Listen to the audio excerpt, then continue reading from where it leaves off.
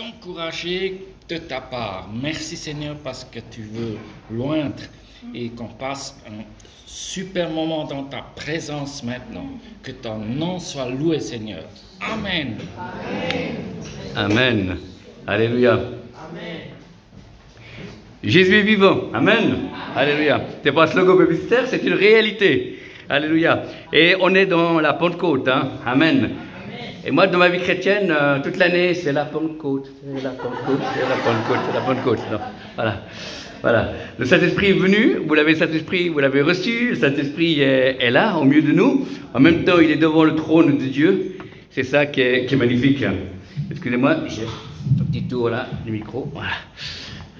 Ça fait plaisir d'être là. C'est sympa d'être dans la présence de Dieu. Alors, pendant la louange, j'ai une vision pour cette église. J'ai vu une route, et après la caméra s'est déplacée, et j'ai vu qu'il y avait des ouvriers sur le côté de la route qui faisaient un trou sur la route et qui passaient des tuyaux en plastique de différentes grandeurs.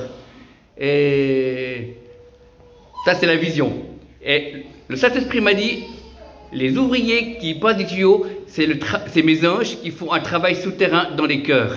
Et il y a des choses que le fondement, la route est déjà là, c'est solide, c'est bétonné, mais il y a des communications, le contact, ça doit être travaillé. Il y a le contact les uns les autres, et le contact avec le ciel. Le contact avec les uns les autres, et le contact avec le ciel. Le Seigneur dit, je suis le Dieu de communication, je suis le Dieu de révélation, je n'ai pas changé. Je suis celui qui vient, pas seulement le jour de la Pentecôte, je suis celui qui vient jour après jour, je suis là. Je suis le Tout-Puissant, je n'ai pas changé. Et je vais enflammer mon église tout à nouveau, parce que mon église a besoin de retrouver un nouveau feu. L'église a besoin de retrouver une nouvelle consécration. L'église a besoin de plonger dans la présence de Dieu et découvrir que je suis le chemin, la vérité et la vie. Je ne suis pas un Dieu de théologie, je suis un Dieu qui ne s'explique pas, je suis un Dieu qui se laisse aimer, je suis un Dieu qui veut revenir dans l'église, je veux faire mes programmes à moi, pas les vôtres. Je suis celui qui vient chercher le veuve et l'orphelin, je suis celui qui vient restaurer, je suis celui qui vient donner, je n'ai pas changé, je vous aime, je vous connais, je désire encore continuer cette œuvre de préparation, parce que je reviens bientôt chercher mon église sur toute la terre, et moi je vous aime, je vais vous préparer une place, et je vous attends, je n'ai pas changé, dit le Seigneur,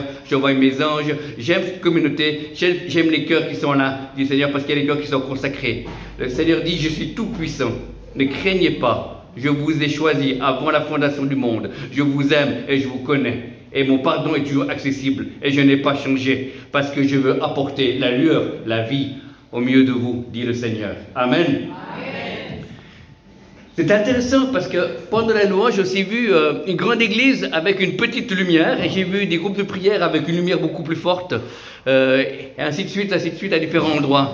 Et l'important, c'est pas le nombre, l'important, c'est la qualité de la présence de Dieu. Et dans la vision, je voyais des grandes églises méga church, mais qui avaient très peu d'éclairage, parce qu'il y avait très peu de la présence de Dieu. Et il y avait des églises plus petites, et des groupes de maisons, où il y avait vraiment une lumière éblouissante, parce que le Seigneur ne s'intéresse pas au nombre, le Seigneur s'intéresse au cœur. Je cherche des cœurs, je cherche des vases, je cherche la sainteté, je cherche la consécration. Je ne veux plus jouer à l'église, dit le Seigneur. Je ne suis pas le Dieu de religieux, je suis le chemin, la vérité et la vie. Je suis le Dieu d'Israël, je suis le Dieu de l'univers. J'ai fait les galaxies et je vais te positionner pour que tu puisses rentrer individuellement et communautairement dans ton éternité.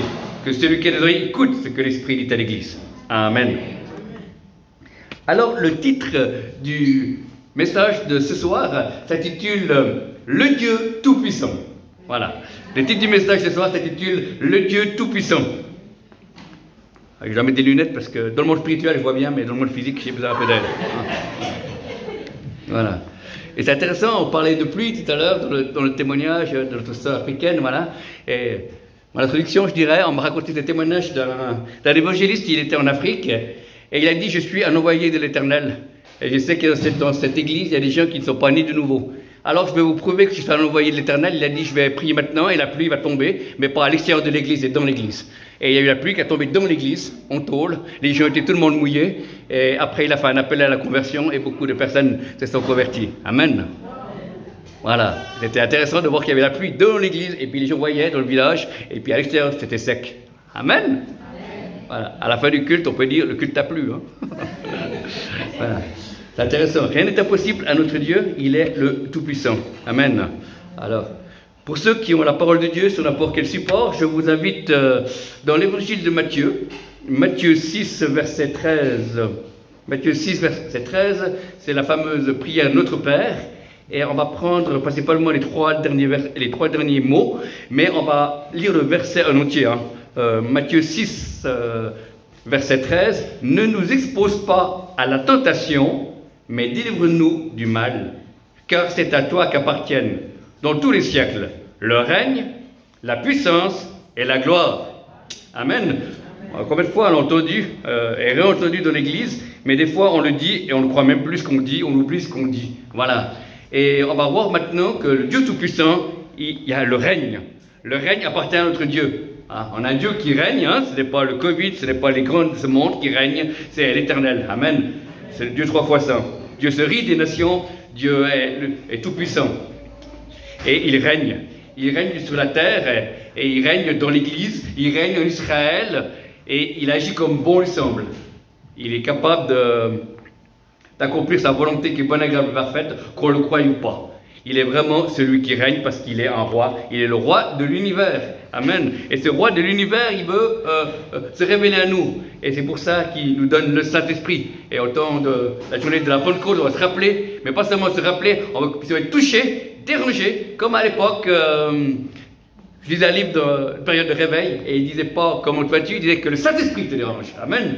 Et que le Saint-Esprit vous dérange encore et nous dérange encore. On a besoin de découvrir toujours plus, connaître Dieu. Le peuple qui sera fort, c'est celui qui connaîtra son Dieu. Et la Bible dit, ton Dieu t'ordonne que tu sois puissant. Amen. Et nous devons, l'Église doit retrouver la puissance. On a confondu la connaissance et la puissance, et ce n'est pas la même chose. La connaissance est quelque chose qui est bon, parce que la foi met ce que l'on entend, ce que l'on met dans la parole de Dieu. Mais la connaissance n'amène pas la puissance et la main de Dieu. Alléluia.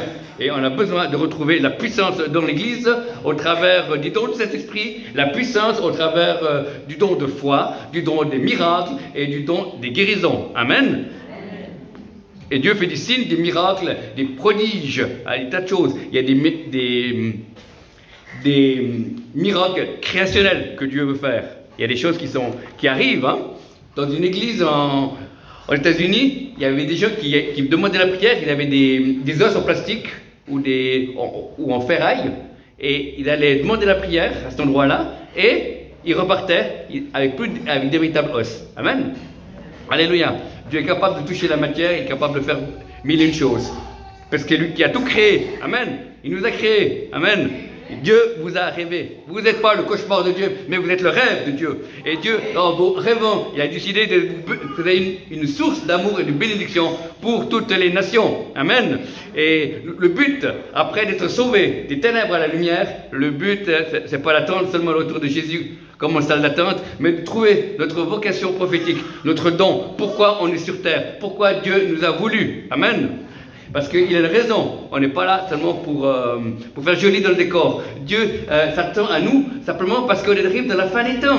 Et Dieu a confiance en vous, en moi, et il a décidé que vous vivez maintenant à l'époque de Macron, mais pas à l'époque des dinosaures. Amen.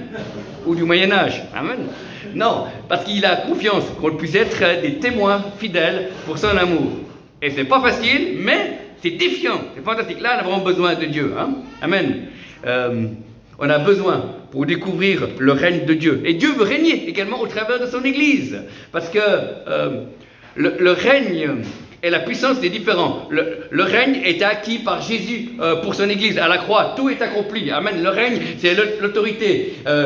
Ça, on ne peut rien faire, on doit le croire et l'exercer. Amen. Tandis que la puissance, c'est différent, parce que la puissance, il faut, comme je dis toujours, il faut mourir. La puissance ne passe pas comme ça au travers de nous, il y a une raison. C'est soit l'obéissance, soit la compassion qui amène la puissance de Dieu. Amen. La puissance de Dieu, Dieu est pas plein de complexes, c'est pour ça qu'il ne fait pas des actes de puissance n'importe quand, n'importe comment. Amen. Dieu n'a pas besoin de relation d'aide, n'a pas besoin de prier pour lui, il va bien, merci.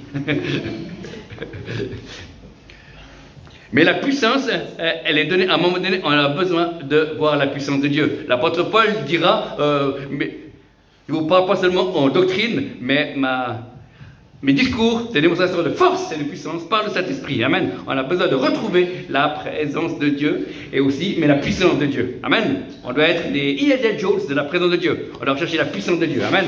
Alléluia. On doit rechercher la puissance de Dieu. Mais le problème qu'il y a eu, c'est qu'on a cherché la puissance sans Dieu. Amen. On a voulu qu'on soit puissant. Mais non, mais Dieu est... On ne peut pas séparer Dieu de sa puissance, qu'on ne peut pas séparer Dieu de son amour, qu'on ne peut pas séparer Dieu de sa justice et de sa sainteté. Amen. Nous avons certains chrétiens diluent tellement Dieu qu'ils ont un Dieu homéopathique. Mais nous, on a un Dieu qui est biblique et on ne veut pas le diluer, on veut qu'il puisse accomplir pleinement sa volonté avec nous, au travers de nous ou sans nous. Donc il n'y a pas beaucoup de risques. Alléluia. Donc il faut... La première chose, c'est le règne. Dieu veut régner au travers de son Église. Régner par des actes d'amour, régner, on ne parle pas des dons, régner par, au travers des œuvres sociales. Il y a aussi une place. Au travers des médias, il y a des choses qui peuvent se faire. C'est merveilleux. Alléluia. Le règne de Dieu sur la matière, des fois il y a des appareils électroniques qui se mettent des fois en panne et puis on prend autorité. On dit non, Jésus, on refuse toute panne. Voilà, principalement la sono, des choses comme ça qui se passent des fois dans les réunions. Eh bien, quand on prie, ça marche et le Seigneur est là et il règne. Il a toute autorité sur la terre et dans les cieux.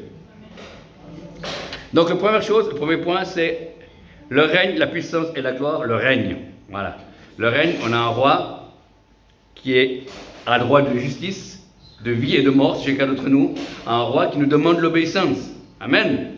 C'est pas Seigneur, je le ferai quand je voudrais. Non, on le fait. Amen.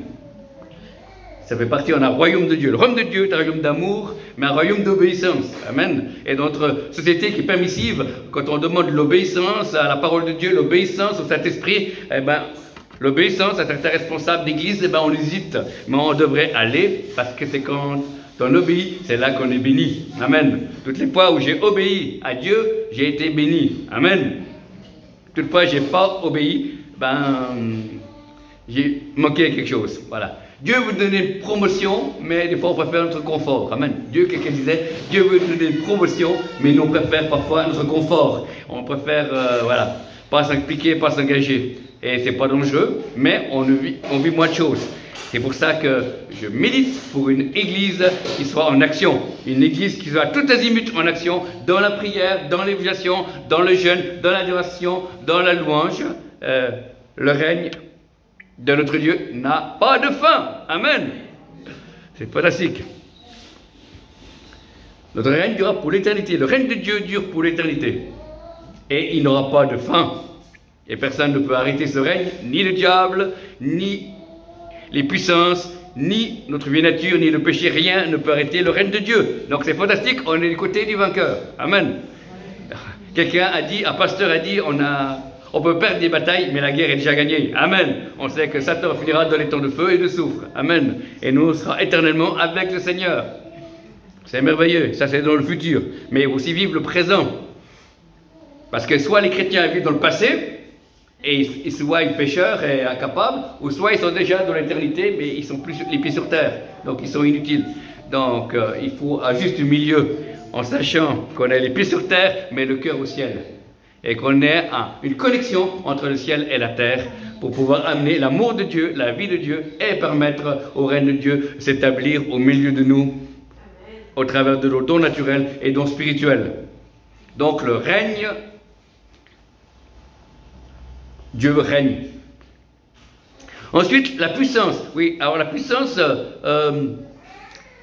quand la femme qui avait la perte de sang a touché Jésus, Jésus a dit, une puissance est sortie de moi, et la personne a été guérie. Voilà. Donc la puissance n'est pas automatique, dans le sens, Dieu a toute la puissance, mais elle ne peut pas forcément descendre quand nous on veut, mais quand lui, il veut. Alléluia.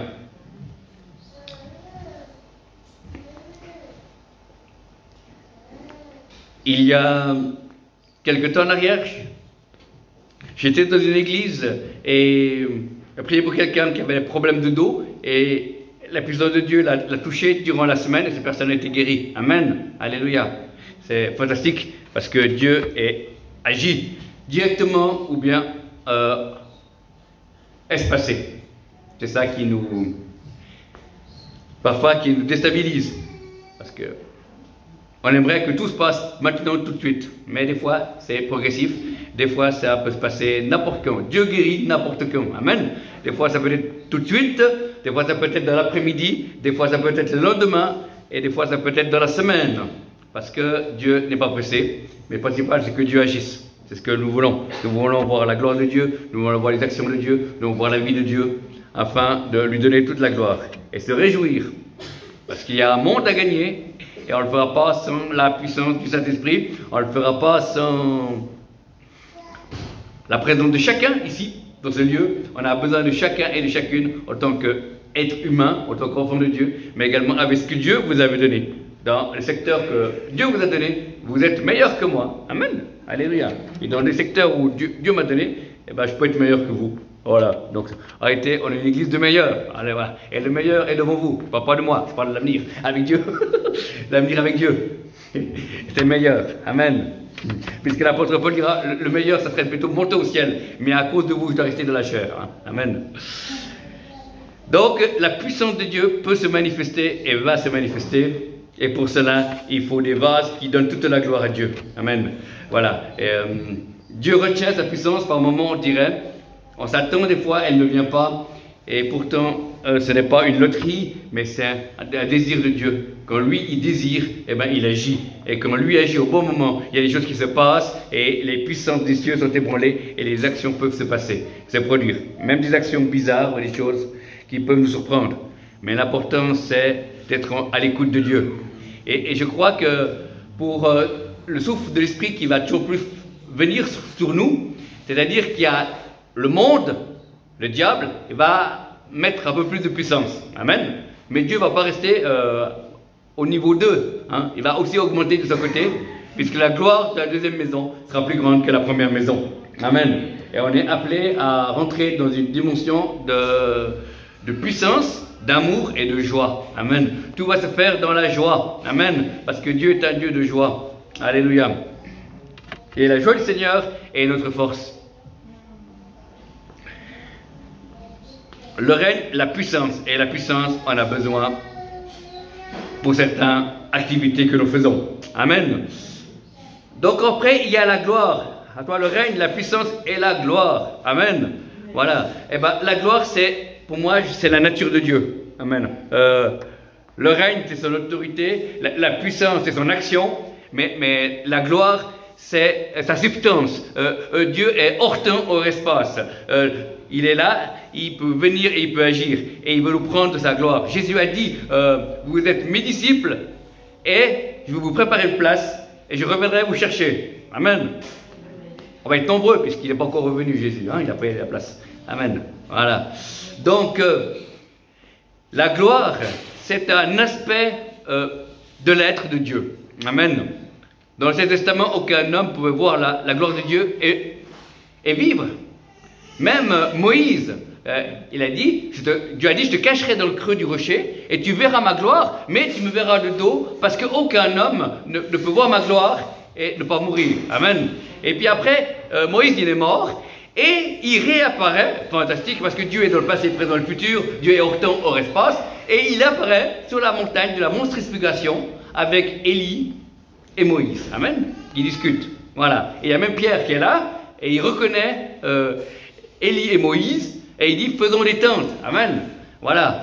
Donc c'est intéressant que Pierre n'a pas vécu à l'époque de Moïse, et n'a pas vécu à l'époque d'Élie, mais ils se sont reconnus. Donc il y a quelque chose de spirituel, il y a un lien spirituel, il y a quelque chose. Voilà. Et c'est cette gloire que nous sommes appelés à... Le Seigneur de gloire va faire son entrée à Jérusalem. Amen. Donc la gloire appartient à Dieu seul. Amen. Et il peut nous la partager et on vivra dans l'éternité. Et ce sera glorieux. C'est encore... C'est difficile avec des mots d'expliquer, mais la gloire c'est une présence, la gloire c'est une substance, c'est un aspect de Dieu qui est merveilleux, mais qu'il faut être saint, il faut être consacré, il faut avoir une sensibilité à l'esprit pour entrer dedans, mais c'est ouvert à tout le monde. Pour découvrir dans les mouvements de réveil au fil de l'histoire, c'est que Dieu prend tout le monde, mais nous-mêmes on peut se disqualifier si on refuse. Amen. On dit, oh bon, moi là je me contente seulement de mon salut. et puis je préfère passer du temps avec Netflix. Voilà. Non, mais si tu prépares ton cœur, et tu vas vivre des choses glorieuses. Il y a des choses qu'on est appelé à vivre. Voilà.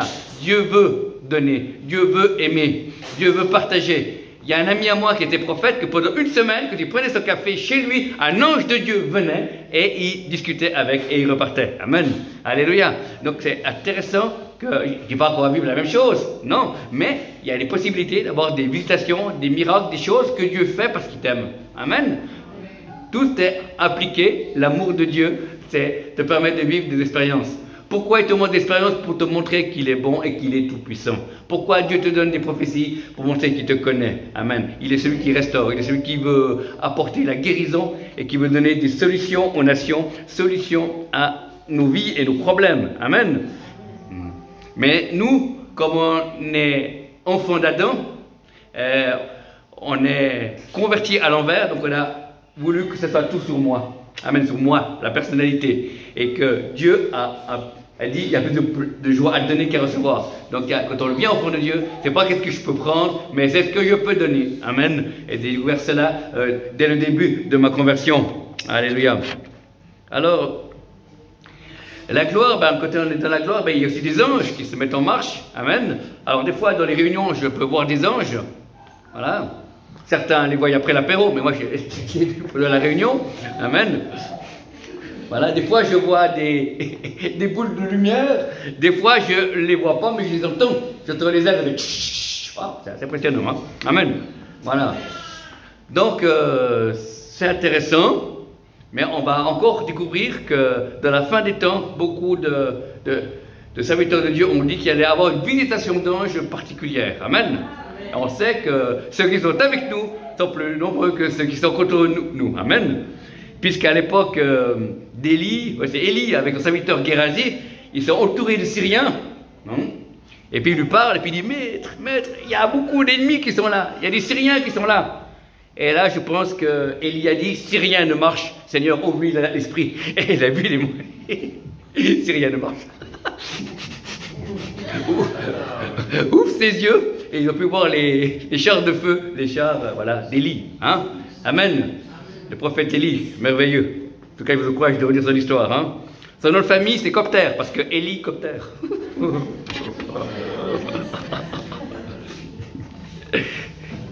Donc, la gloire de Dieu, c'est quelque chose on est créé pour. On a été créé pour vivre de la gloire de Dieu. Amen. Mais le péché a tout cassé. Amen. Et quand Adam et Ève ont péché, ils sont trouvés nus. Moi, je crois qu'ils ont été nus pas seulement physiquement, mais ils ont été nus, dénudés de la gloire de Dieu. La gloire de Dieu les a quittés et c'est là qu'ils ont découvert le péché. Amen.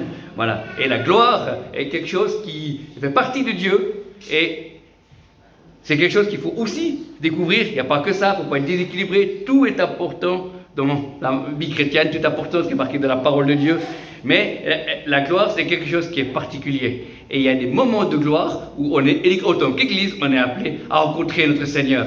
Dans cette présence de Dieu qui est particulière, il y a des choses qui peuvent se passer ou des résultats de sa présence. Amen.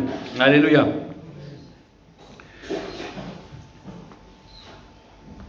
Il y avait à la période des pays de l'Est, quand il y avait l'époque du frère André, même un peu avant, il y avait eu un homme de Dieu, un pasteur, qui s'est fait arrêter dans un pays de l'Est et était mis en prison. Et ils ont tabassé dans la prison, ils ont presque failli le tuer parce qu'ils ont tellement roué le cou, voilà. Et il avait réussi à cacher un petit fascicule avec quelques versets de la Bible. Et après qu'il ait tapé sur ce pasteur, ils l'ont laissé assommer. Les gens de la cellule, les hommes sont venus, l'ont entouré et son visage brillait. Et il a sorti les quelques morceaux de papier qu'il avait. Et grâce à la lumière qui sortait au travers du pasteur, ils ont pu lire de la nuit les versets bibliques. Amen. Alléluia. Jésus est la lumière du monde. Amen. Et il veut briller. Amen. Et c'est parfois au prix des souffrances qu'il faut. Voilà. Et beaucoup, la Bible dit que certains ont préféré la gloire des hommes à la gloire de Dieu. Amen. Et là, il faut faire attention. Parce que les hommes peuvent facilement nous élever, mais également après nous faire tomber. Amen. Alléluia. Tandis que Dieu ne te fera jamais tomber. Amen. Il t'aime. Et on a besoin d'être préparé pour ce déferlement de gloire. Amen.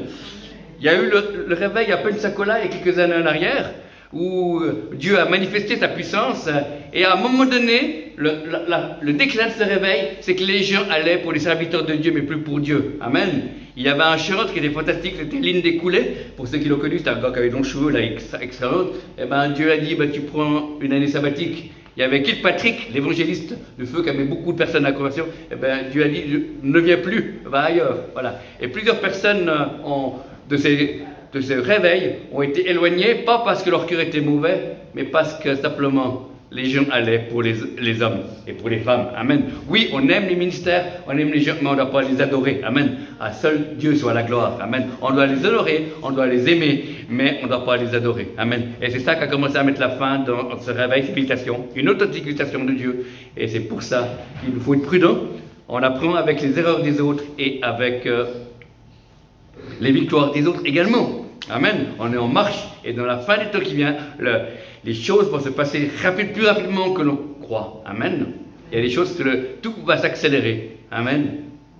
Et Dieu aussi a préparé un peuple depuis le Covid. Ça a permis des gens de revenir à Dieu. Il y a eu des transformations à l'intérieur, discutant avec des serviteurs de Dieu, des chrétiens de différentes églises. Voilà. Il y a eu une mise à part. Dieu a préparé des vases. Amen. Les croyaient tout bloqué parce qu'ils n'avaient plus le droit d'aller à l'église, mais les gens sont préparés individuellement, en tout cas ceux qui ont voulu. Et ces gens-là sont prêts pour recevoir la pluie de l'arrière-saison. Amen. Alléluia. Et ça, c'est pas seulement réservé pour la nation suisse, c'est pour tout le monde. Mais c'est une question de cœur et de foi. Donc c'est pour toutes les nations. Et le réveil qui vient, la visitation que Dieu va envoyer, c'est particulier, mais on doit encore attendre les signes pour pouvoir rentrer dans ce flot. Déjà, il y a des prémices, des choses. C'est pour ça que chaque exaucement de prière, chaque prophétie que vous recevez, chaque acte guérison montre que Dieu nous aime. Amen. Et Dieu s'intéresse à nos besoins. Il est le divin pourvoyeur. Il est le divin berger. Amen.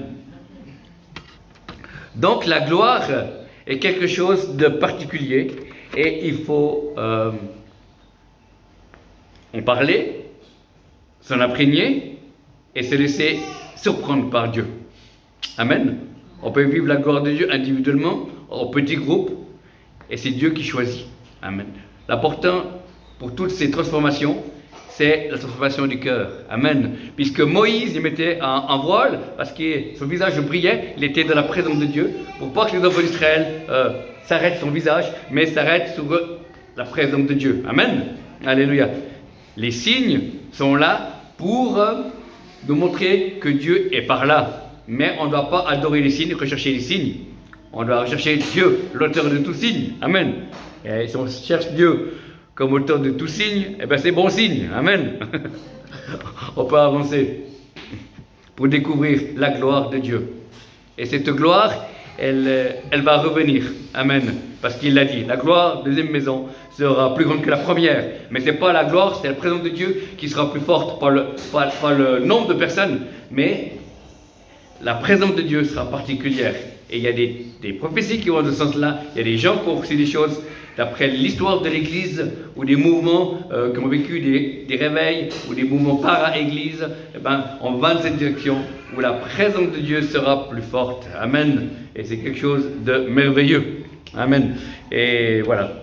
Donc c'était ça que j'avais à vous dire. Avant de commencer un temps prophétique, je vais juste prier. Seigneur, je veux te prier pour toutes les personnes qui sont là, individuellement et en tant que communauté, qui puissent toujours plus apprendre du règne de Dieu et laisser Dieu régner dans leur vie, et également régner au travers d'eux. Que vraiment, ça c'est des instruments où Dieu peut régner à l'intérieur de l'Église comme à l'extérieur, dans le nom de Jésus.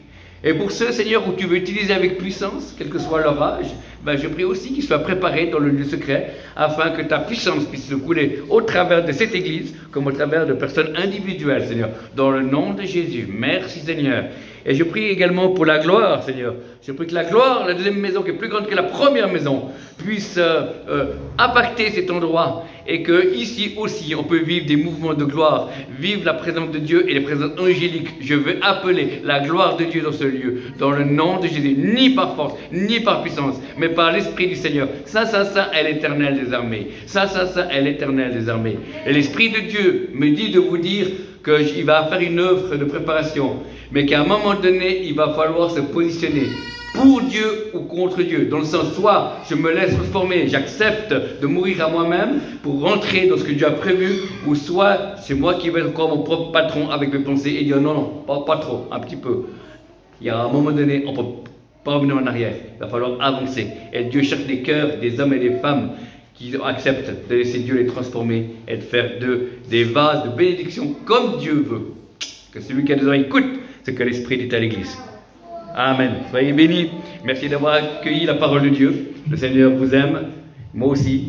Et vous souhaite un bon shalom et une bonne Pentecôte. Et maintenant, on va ouvrir un temps prophétique. Amen. Alléluia.